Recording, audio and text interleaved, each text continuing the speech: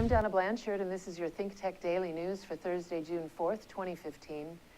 More than 100 people died in a gas station explosion in Accra, the capital of Ghana, last night.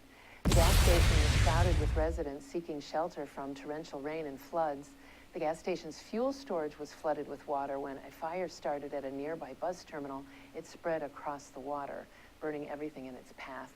The flood also impeded rescue efforts. Ghana's president, John Dramani Mahama, said the loss of lives is catastrophic and almost unprecedented. He was critical of the disorderly approach to construction in the capital, which exacerbates flooding during periods of heavy rain.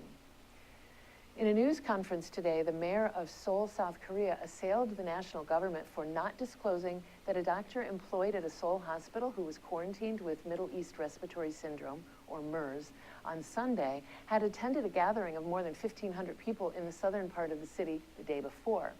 There have now been 36 reported deaths from the disease. The latest was an 82-year-old man who died yesterday and was diagnosed with MERS posthumously.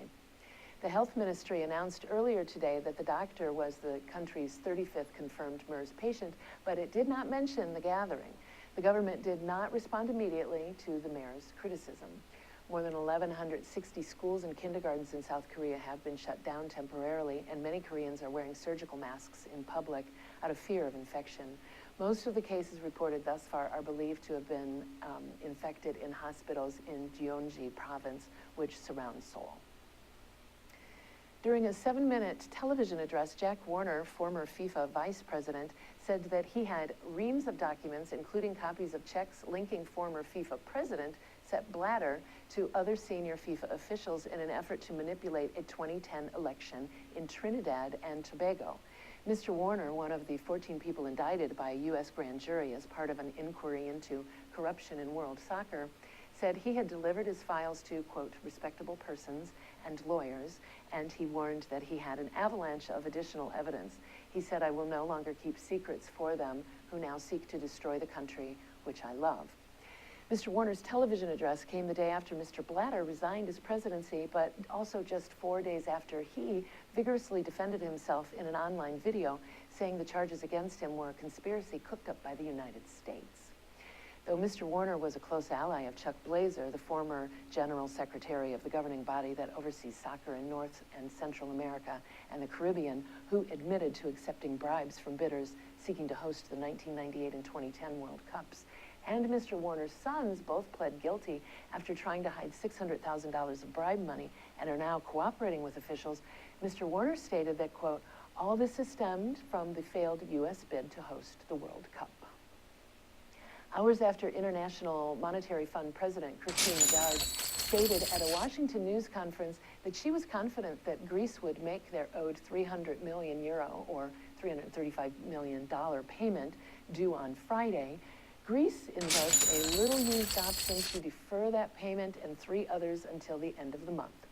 This means that Greece will need to pay the IMF €1.6 billion by the 30th of June. Greece cannot pay that money unless they receive the final €7.2 billion installment of the bailout program. But that installment payment won't be made unless Greece comes up with a budget approved by the European Commission and the Eurogroup. Greek Prime Minister Alexis Tsipras had a 5-hour meeting last night in Brussels to discuss the proposal and a counteroffer, but the parties have not reached a deal yet, though the discussions do continue. This ordeal could result in the collapse of Greece's economy and the expulsion from the euro. Mr. Tsipras is scheduled to brief Parliament tomorrow on the state of negotiations.